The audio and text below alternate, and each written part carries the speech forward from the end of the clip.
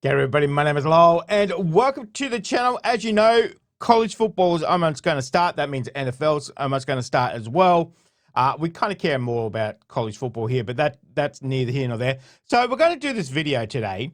It's going to be every offensive formation explained in 18 minutes. Now, I'm always trying to learn the game. I'm always trying to know what's happening.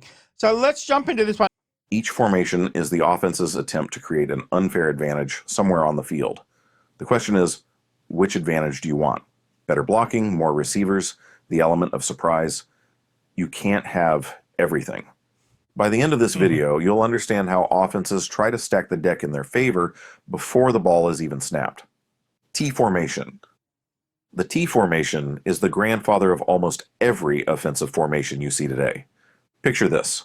The quarterback lines up directly behind the center with 3 running backs spread out behind him in the shape of a T. The fullback is directly behind the quarterback with 2 halfbacks on either side.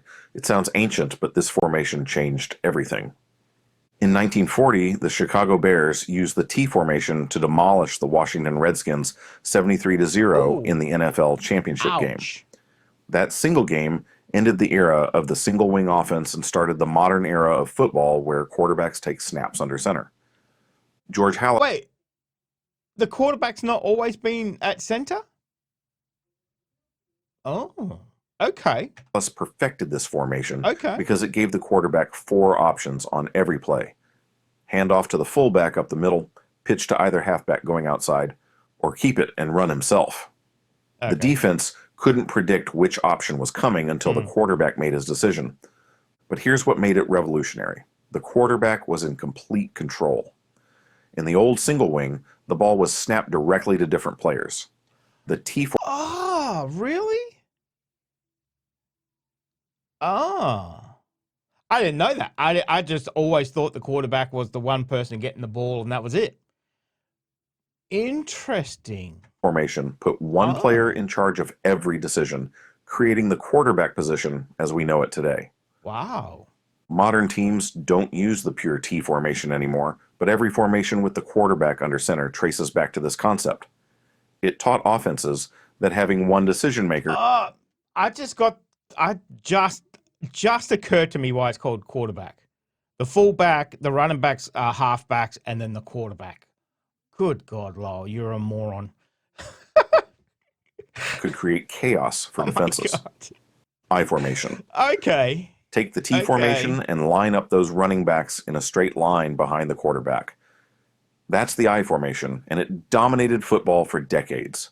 The quarterback takes the snap under center. The fullback lines up directly behind him, about 4 yards deep. The tailback lines up behind the fullback, another 4 yards back. When you look at it from above, the 3 players form the letter I. This formation was built for one thing, punishing defenses with physical football. The fullback acts like a human battering ram. On most plays, he destroys any linebacker or safety who tries to tackle the tailback. The tailback follows with fresh legs and a clear path. Think of it like having a personal bodyguard who clears the way. The fullback takes the hit so the tailback doesn't have to. This created some of the most dominant rushing attacks in NFL history. The Cowboys used this in the 90s with Emmitt Smith following. I was just about to say Emmitt Smith. That's the first person that came to my mind. Daryl Johnston. The fullback would blow up linebackers, and Smith would glide through the gap for huge gains. The Steelers built their dynasty around Franco Harris, running behind powerful fullbacks. If a successful running game is established using the I formation, offenses can mix in devastating play-action passes where the quarterback fakes a handoff to the running back and then steps back to make a pass. When this happens, linebackers might jump towards the line of scrimmage expecting a run, leaving open space across the middle for tight ends and receivers. Defenses might respond to a successful I formation by switching to something like a 4-4 formation, where a safety or cornerback is replaced with an extra linebacker or lineman. Bigger, stronger positions that are more effective against the run. However, this weakens their ability to protect against the pass and requires their defensive backs to cover receivers without much or any support.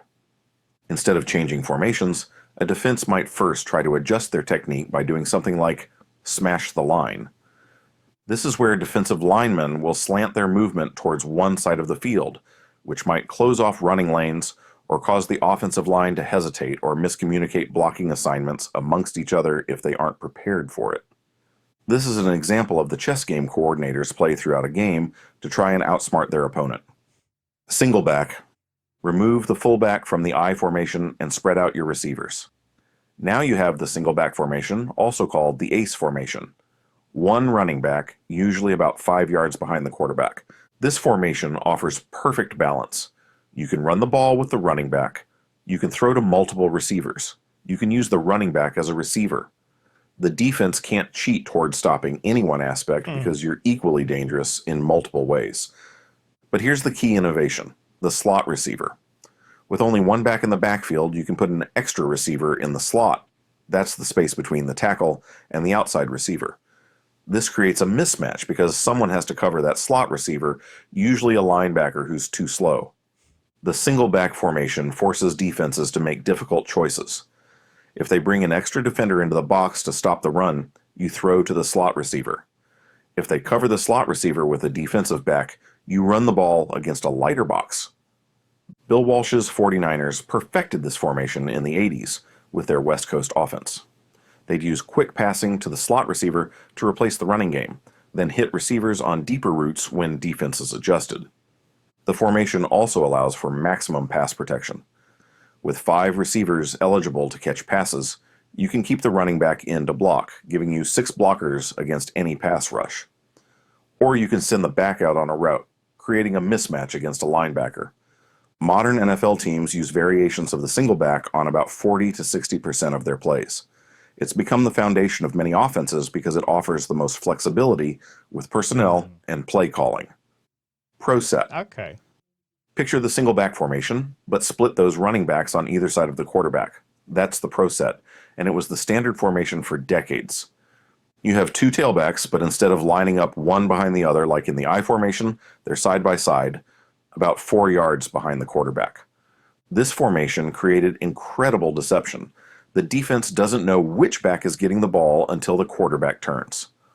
One back could get a quick dive play between the guards, the other back could get a sweep around the outside, or both backs could go out for passes. The quarterback has multiple options based on what he sees from the defense. The blocking schemes were devastating too. One back could lead block for the other on running plays. Both backs could stay in to protect against blitzes. On pass plays, you could send one back out on a route while the other stayed in to block. Teams like Washington under Joe Gibbs built championship offenses around the pro set. They'd use different combinations of backs, sometimes 2 tailbacks, sometimes a fullback and tailback, sometimes even a tight end flexed out as a wingback. But the pro set died for the same reason as the I formation. Modern defenses use too many defensive backs. With only 2 receivers and 2 tight ends maximum, you can't stress defenses that put 6 or 7 defensive backs on the field. The formation occasionally shows up in short yardage situations, but as a base offense, it's gone. Teams realize they get more value from a 3rd receiver than from a 2nd running back. Shotgun. Now we get to the formation that changed everything, the shotgun. The quarterback doesn't line up under center. Instead, he stands 5 to 7 yards behind the center and catches the snap through the air. Red Hickey of the San Francisco 49ers brought the shotgun to the NFL in 1960, but Tom Landry's Dallas Cowboys made it famous in the 70s. They called it their signature formation. Especially on 3rd down, the shotgun gives the quarterback massive advantages. He starts already in throwing position. No 7-step drop, no wasted time. He can see the entire field before the snap and identify where the defense is vulnerable. He has more time to throw because he's already set up in the pocket. But early shotgun teams couldn't run the ball effectively. The running back started too far from the line of scrimmage and couldn't build momentum. Defenses could focus entirely on stopping the pass because the run threat was minimal. Modern teams solve this problem with zone read plays. Here's how it works. The quarterback reads one specific defender, usually the defensive end.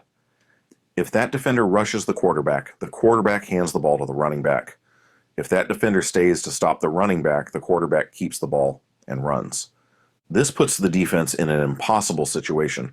They can't account for both the quarterback and the running back with the same defender. Someone's always wrong, and someone's always running free. The 2007 Patriots used shotgun as their primary formation and scored 587 points, a record at the time. They combined Tom Brady's quick passing with running backs who could catch out of the backfield, making the formation incredibly versatile. Today, NFL teams use shotgun about as often as the single back formation. A few teams like the Cardinals and Eagles use it on more than 80% of their plays.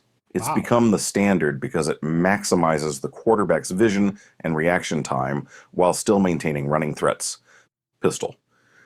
Take the shotgun formation, but move the quarterback closer to the center and put the running back directly behind him. That's the pistol formation, and it combines the best of both worlds.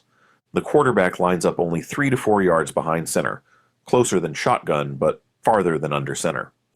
The running back lines up directly behind the quarterback, not off to the side like in traditional shotgun. Chris Alt at the University of Nevada developed this formation because he loved the vision benefits of shotgun, but hated how it hurt his running game. The pistol lets the running back attack downhill, straight toward the line of scrimmage, instead of sideways like in shotgun. This matters because momentum is everything in football. A running back who takes the handoff moving forward is much more dangerous than one who starts moving sideways and has to redirect toward the line. The pistol also makes zone read plays more effective. The quarterback and running back are closer together, making it harder for defenses to read who's getting the ball.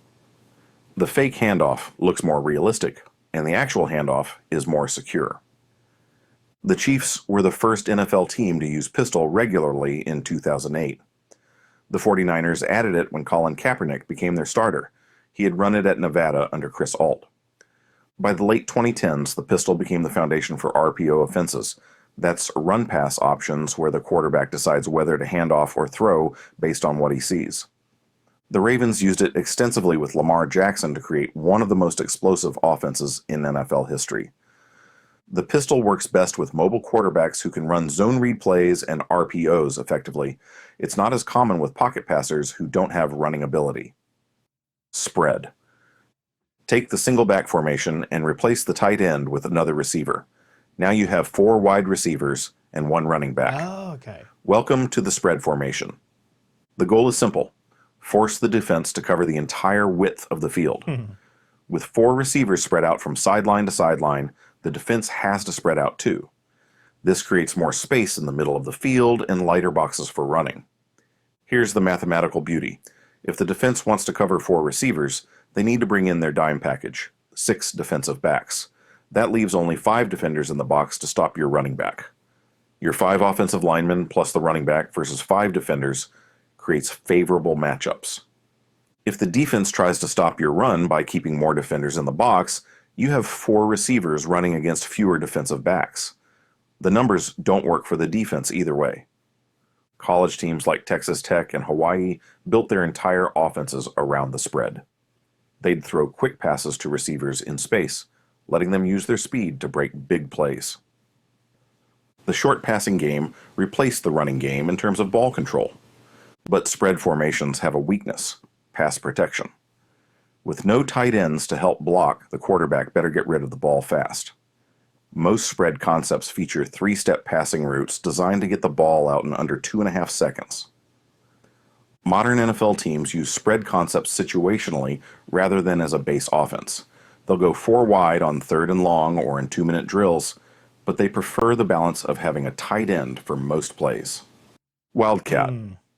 Remove the quarterback entirely. Man, I gotta say, when you watch American football, you don't realize how much strategy is in it. You know the strategies and playbooks and stuff, but actually seeing it laid out like this, it's like, there's a lot going on. There's a lot going on that obviously I don't pick up being a novice to the game, but this is really helping. This is kind of, I can actually see these plays in my head, how they run them.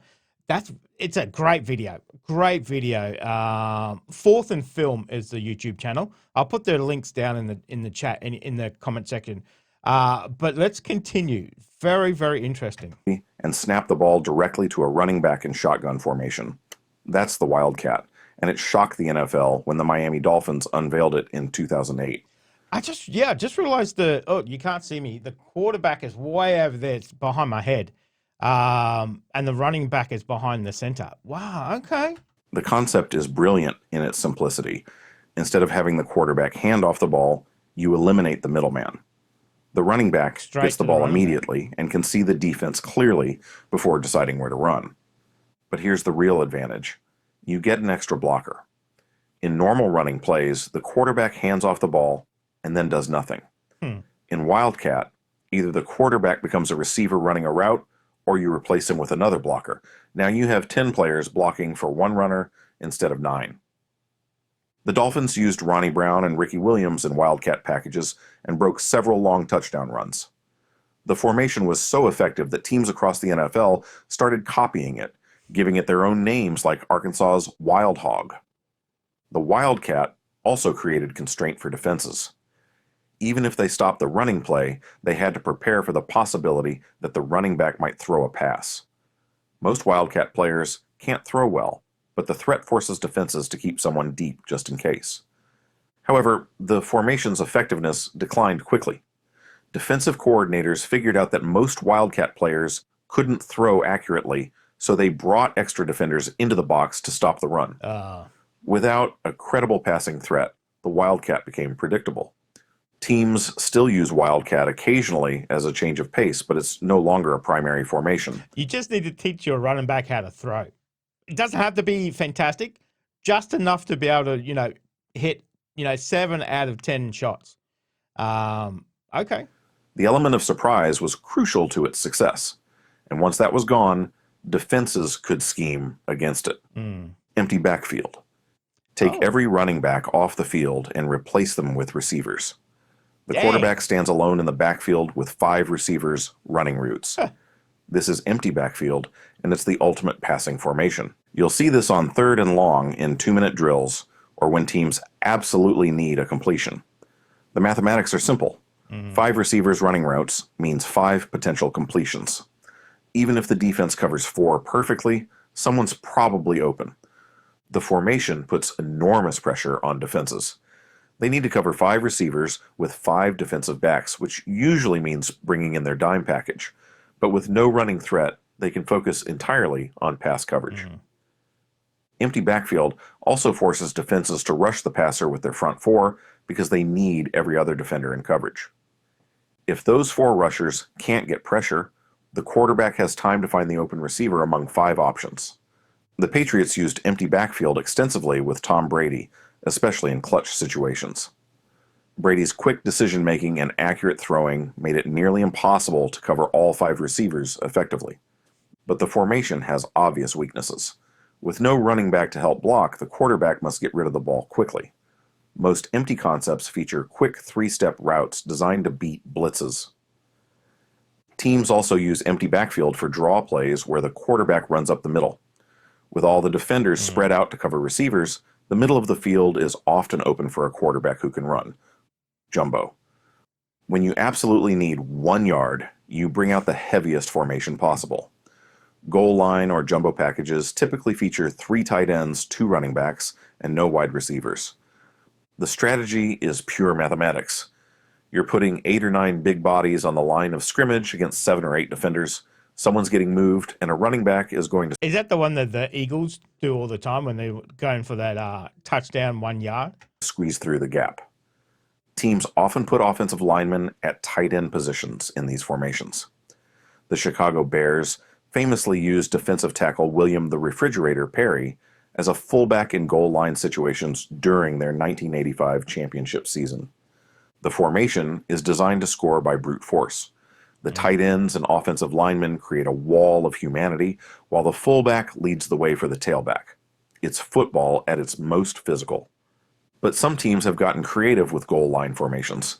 The Patriots used linebacker Mike Vrabel as an eligible receiver in goal line situations, throwing him touchdown passes in 2 Super Bowls because no one expected a linebacker to catch passes. The weakness is obvious. With only 1 receiver on the field, if the defense isn't worried about the pass, they can bring 9 or 10 defenders into the box. Most goal line formations are pure running plays with minimal passing threat. Modern teams use goal line packages sparingly because red zone offenses have become more sophisticated. Many teams prefer to use regular formations and rely on precise route running and quarterback accuracy rather than trying to overpower defenses. And that's that. What formation do you think gives offenses the biggest advantage in today's NFL? Let me know in the comments, and if this helped you understand how offenses try to attack defenses, hit that like button and subscribe for more breakdowns that'll change how you watch the game. I think that was an excellent video. Very easy to understand, even for my Aussie brain. Fourth and Film is the YouTube channel. That was very interesting. You could see some advantages, obviously situations they would work, third and long, as he said, you got 5 receivers on the field, so hopefully, somebody's going to catch it. But that was very easy to understand. I could actually see those offenses on the field, how they would run. And it's great that he actually gave real life, examples of teams that actually use it. So if you want to go away and go and check them out as well too. So, but that was very interesting. I kind of understand it a little bit more now. I kind of understand. Very interesting with that I didn't know the quarterback didn't always line up under center. It's like, I'm pretty sure but no, that's not how it's always been. That was very interesting. Very, very interesting. I learned some stuff. I learned a lot of stuff, actually. And as I said, the college football is going to start here in a week and a half or, less than that. So anything I can learn before then is beneficial. And that was very interesting. So let me know what you guys thought of it. Let me know if you actually learned something as well, too. I mean, every day is a school day. It's never too late to learn something new. So, guys, thank you very much for joining us. Make sure you stay safe, and I will definitely see you in the next reaction video. Oh, you're still here? You want more content? Why don't you check out my Patreon down here? You'll get plenty more content and some exclusive videos over there too. If not, why not check out this one over here?